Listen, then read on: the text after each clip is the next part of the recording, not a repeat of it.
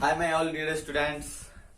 तो आज हम डिस्कस करेंगे एकल विस्थापन अभिक्रिया क्या होते हैं उसके बारे में। ये हमारा क्लास 10th का फर्स्ट चैप्टर है, रासायनिक अभिक्रियाएं एवं समीकरण, और ये हमारा लेक्चर नंबर 11th है। 11वां लेक्चर है हमारा, जिसमें हम डिस्कस करेंगे एकल विस्थापन अभिक्रिया के बारे में। पिछले लेक्चर में हम बात किए थे डीकम्पोजिशन रिएक्शन, मतलब वियोजन या अपघटन अभिक्रिया के बारे में हम डिस्कस किए थे। तो आप लोग उसको देख लीजिएगा, उसके बाद से ये लेक्चर को देखना है। तो हम एकल विस्थापन अभिक्रिया क्या होता है उसको समझाते हैं।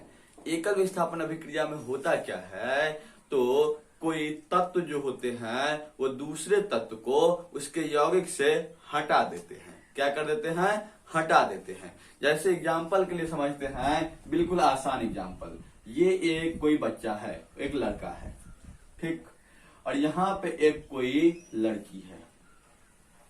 ये एक लड़की है, ये एक कोई लड़का है, और यहाँ पे एक लड़की है जिसके ये बाल हैं।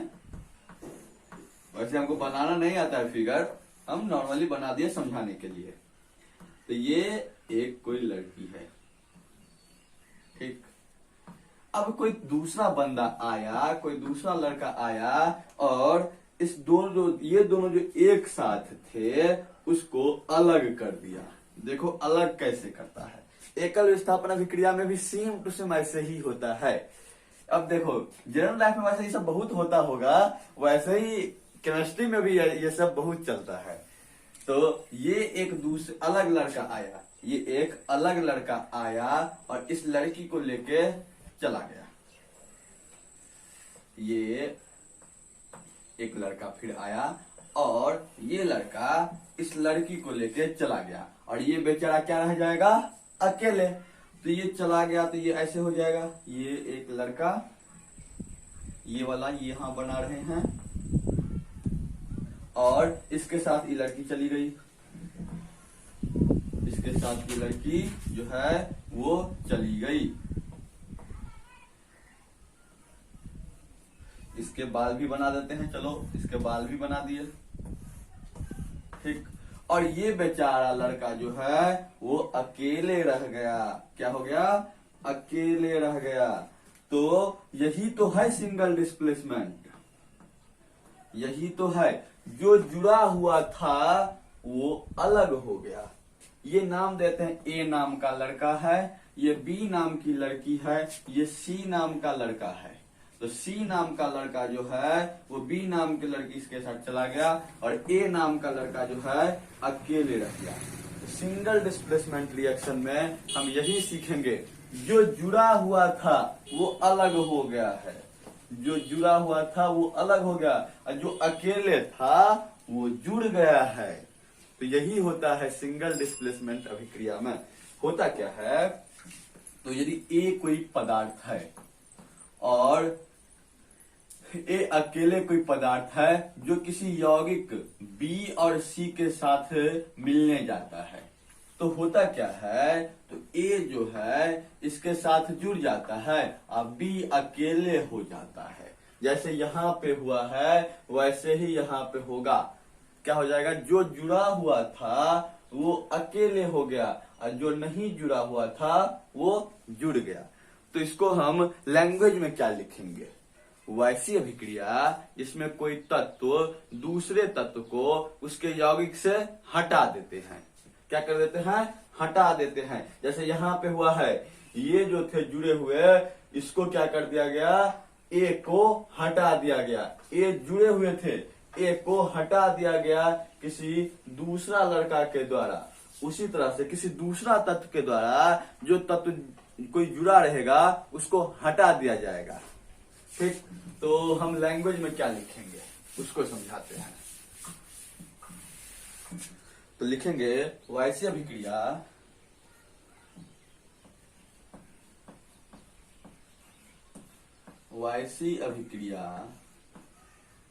जिसमें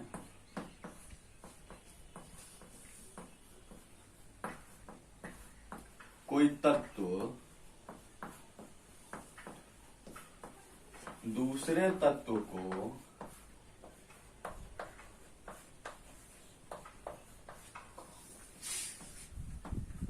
उसके यौगिक से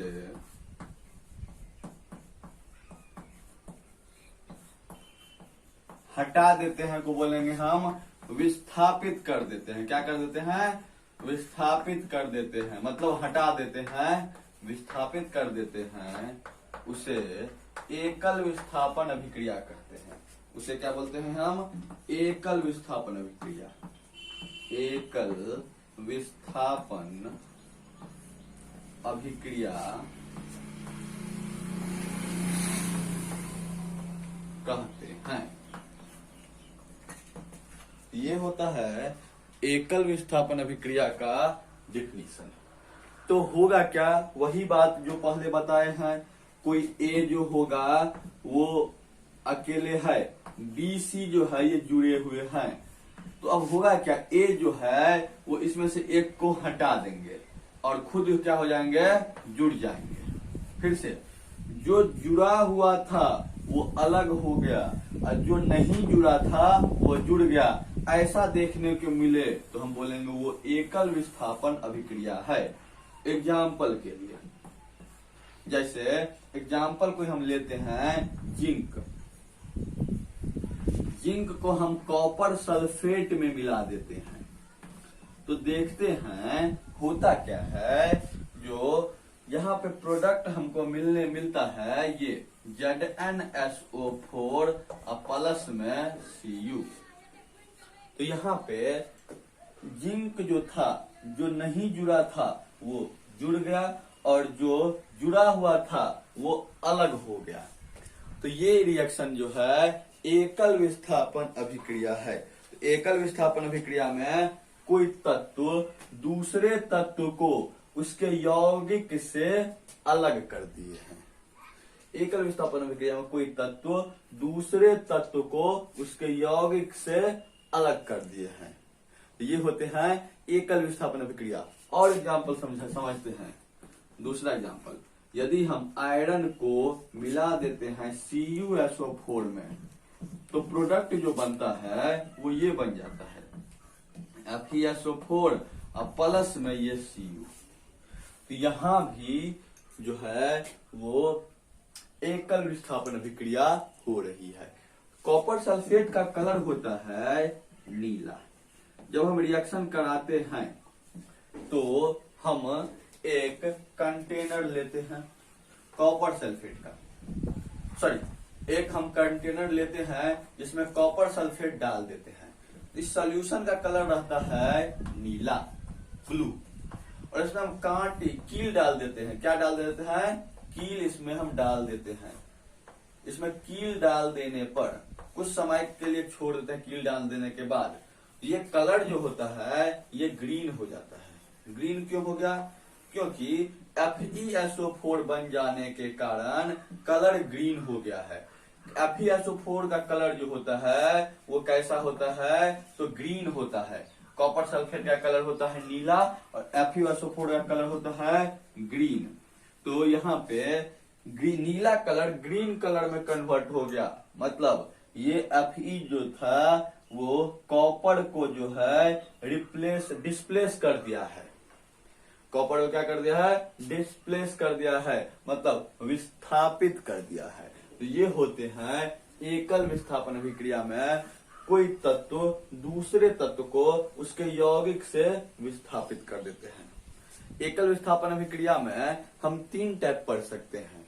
फर्स्ट, मोर रिएक्टिव, मतलब ज्यादा अभिक्रियाशील धातु जो है कम क्रियाशील धातु को विस्थापित कर दे।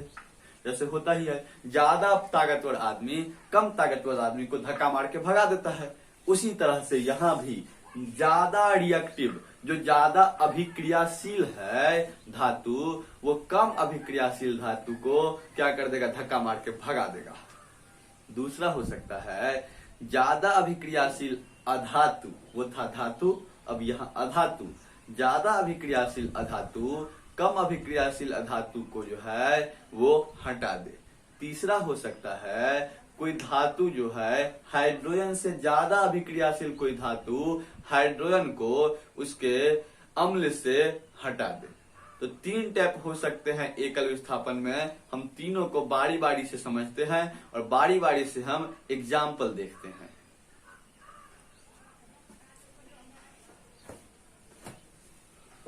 इसको हम क्लीन करते हैं।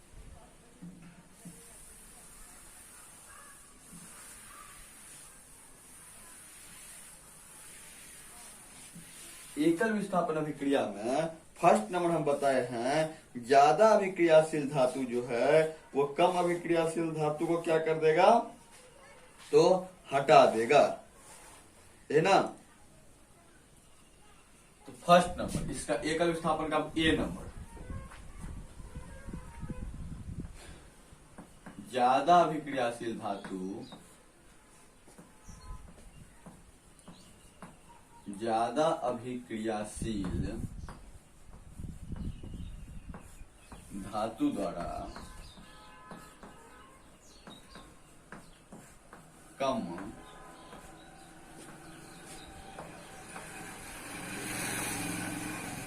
अभिक्रियाशील धातु का विस्थापन,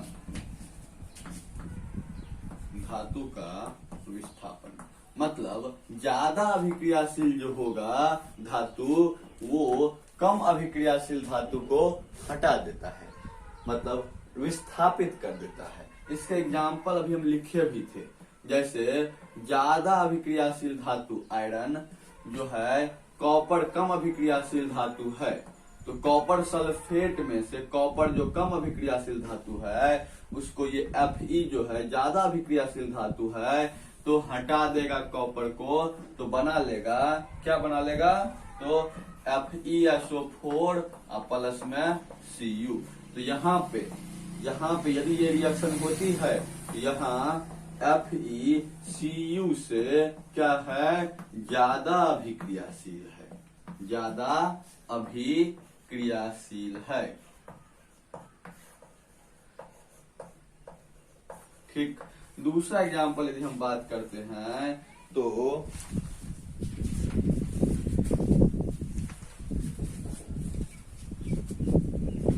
जिंक को कॉपर सल्फेट में मिला देते हैं या कॉपर को हम AgNO3 में मिला देते हैं। तो इस केस में जो है वो हमको देखने के लिए मिलता है CuNO3(2) और प्लस में Ag। तो ये वाला जो है वो भी एकल विस्थापन अभिक्रिया कहलाएंगे। बैलेंस कर लेते हैं इसको, तो ये भी एकल विस्थापन अभिक्रिया कहलाएंगे क्योंकि यहाँ पे ज्यादा अभिक्रियाशील धातु जो है कम अभिक्रियाशील धातु को विस्थापित कर दिया है। तो हम बोलेंगे यहाँ कौन ज्यादा अभिक्रियाशील है, यहाँ Cu Ag से ज्यादा अभिक्रियाशील है, Ag से ज्यादा अभिक्रियाशील है। कौन अभिक्रियाशील ज्यादा है, कौन अभिक्रियाशील कम है, उसको हम नेक्स्ट लेक्चर में देखेंगे रिएक्टिविटी सीरीज से। हम रिएक्टिविटी सीरीज देंगे, उससे हम देखेंगे कौन ज्यादा अभिक्रियाशील है और कौन कम अभिक्रियाशील है, कब डिस्प्लेसमेंट होगा और कब डिस्प्लेसमेंट नहीं होगा, कब विस्थापन होगा और कब विस्थापन नहीं होगा। तो ये तो था हमारा ज्यादा अभिक्रियाशील धातु द्वारा कम अभिक्रियाशील धातु का विस्थापन। अब अगला देखते हैं इसका उल्टा। यहाँ पे अब ज्यादा अभिक्रियाशील अधातु देखते हैं। ज्यादा अभिक्रियाशील अधातु द्वारा कम अभिक्रियाशील अधातु का विस्थापन, इसको क्लीन करते हैं।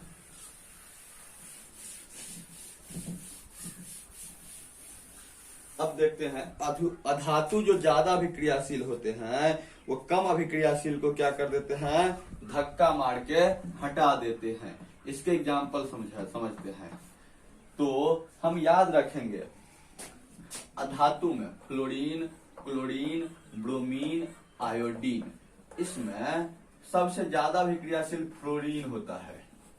यहाँ पे अभिक्रियाशीलता घट रही है, क्या हो रही है, घटती हुई, ये अधातु के लिए है, घटती हुई अभिक्रियाशीलता, अभिक्रियाशीलता मतलब सबसे ज्यादा रिएक्टिव, उससे कम रिएक्टिव, उससे कम और सबसे कम रिएक्टिव है। सबसे कम अभिक्रियाशील आयोडीन और सबसे ज्यादा अभिक्रियाशील फ्लोरीन होते हैं। इसके एग्जाम्पल बात करते हैं, जैसे हम NaBr sodium bromide, sodium bromide को हम क्लोरीन से रिएक्शन करा देते हैं तो हमको मिलता है NaCl प्लस Br2। तो यहाँ पे ज्यादा अभिक्रियाशील धातु ब्रोमीन से ज्यादा अभिक्रियाशील क्लोरीन है, तो ज्यादा अभिक्रियाशील अधातु कम अभिक्रियाशील अधातु को क्या कर दिया है, हटा दिया है। तो ये भी हमारा कहलाएंगे एकल विस्थापन अभिक्रिया। यदि हम इसको बैलेंस करेंगे तो यहाँ पे 2 लगा लेंगे और यहाँ पे भी हम 2 लगा लेंगे, तो ये हमारा एकल विस्थापन अभिक्रिया ये भी कहलाएगा। क्यों? तो ज्यादा अभिक्रियाशील अधातु कम अभिक्रियाशील अधातु को क्या कर दिया है, विस्थापित कर दिया है। तो ये हमारा एग्जाम्पल है बी नंबर, ये हमारा कौन सा हो जाएगा, बी नंबर के एग्जाम्पल है। इसमें एक और हो सकता है, यदि हम Ki पोटेशियम आयोडाइड को जो है वो रिएक्शन यदि हम करा देते हैं Cl2 के साथ, ये बनता है KCl और प्लस में I2। तो यहाँ पे भी यदि हम बैलेंस करना चाहेंगे ये बैलेंस कर लेते हैं। यहाँ पे भी ज्यादा अभिक्रियाशील अधातु कम अभिक्रियाशील अधातु को विस्थापित कर दिया है। तो ये थे कुछ एग्जाम्पल बी नंबर के। अब हम देखते हैं अगला, इसको क्लीन करते हैं। अब हमारा होगा सी नंबर।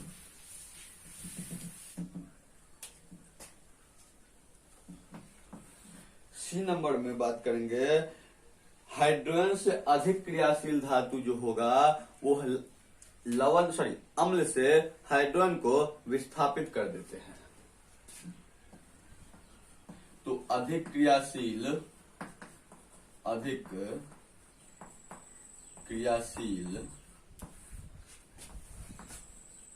धातु द्वारा अम्ल से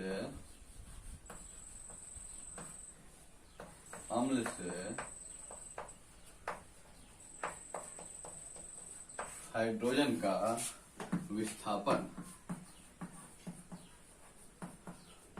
ये समझते हैं ये क्या होता है। तो अधिक क्रियाशील धातु, जैसे कोई क्रियाशील धातु लेते हैं जिंक को रिएक्शन करा देते हैं H2SO4 के साथ, जिंक को रिएक्शन करा देते हैं H2SO4 के साथ, तो हाइड्रोजन से ज्यादा क्रियाशील है जिंक। अभी आप याद रखिए, हम पे भरोसा रखिए, ये ज्यादा अभिक्रियाशील है। नेक्स्ट लेक्चर में हम देखेंगे कौन ज्यादा अभिक्रियाशील कौन कम अभिक्रियाशील। अभी हम जो बता रहे हैं उसको याद रखिए थोड़ा। नेक्स्ट लेक्चर में हम देखेंगे जिंक ज्यादा अभिक्रियाशील है हाइड्रोजन को, मतलब जिंक जो है हाइड्रोजन को हटा देगा। तो ये बना क्या लेगा, ZnSO4 हट जाएगा हाइड्रोजन, तो प्लस में क्या हो जाएगा H2। यहाँ पे ज्यादा अभिक्रियाशील धातु जो है वो क्या किया है, तो अम्ल से हाइड्रोजन को विस्थापित कर दिया है। उसी तरह से यदि हम एग्जाम्पल लें दूसरा, जिंक को हम HCl से रिएक्शन करा देते हैं तो ये बन जाता है ZnCl2 और प्लस में क्या हो जाता है H2। ये बैलेंस नहीं है, यदि हम इसको बैलेंस करना चाहेंगे तो यहाँ पे हम कितना लगा लेंगे 2। तो अधिक क्रियाशील धातु जो है वो अम्ल से हाइड्रोजन को विस्थापित कर देते हैं। एग्जाम्पल के लिए और यदि हम सोडियम ले लें, कभी भी सोडियम को अम्ल में न डालना, आग लग जाएगा भयानक। आग से खेलना हो तो सोडियम को अम्ल में डाल देना, भयानक आग के साथ विस्फोट होते हैं। तो NaCl और प्लस में हो जाता है यहाँ पे H2। बैलेंस करना चाहेंगे तो ये बैलेंस कर लिए। बैलेंस है नहीं तो हम इसको दूसरे तरीका से बैलेंस करेंगे। यहाँ पे 2 लगाते हैं, यहाँ पे 2 लगाते हैं। अब बैलेंस है। हाँ, तो हम 3 तरीका पढ़े हैं एकल विस्थापन में। ज्यादा अभिक्रियाशील धातु जो है कम अभिक्रियाशील धातु को विस्थापित करते हैं, इसका उल्टा ज्यादा अभिक्रियाशील अधातु भी कम अभिक्रियाशील अधातु को विस्थापित करते हैं, और ज्यादा अभिक्रियाशील धातु अम्ल से हाइड्रोजन को भी विस्थापित कर देते हैं। तो ये था हमारा एकल विस्थापन अभिक्रिया। नेक्स्ट लेक्चर में हम बात करेंगे रिएक्टिविटी सीरीज और उभय विस्थापन या द्विविस्थापन अभिक्रिया, जिसको इंग्लिश में हम डबल डिस्प्लेसमेंट रिएक्शन कहते हैं। तो यहाँ पे हम अपने लेक्चर को खत्म करते हैं। Thank you.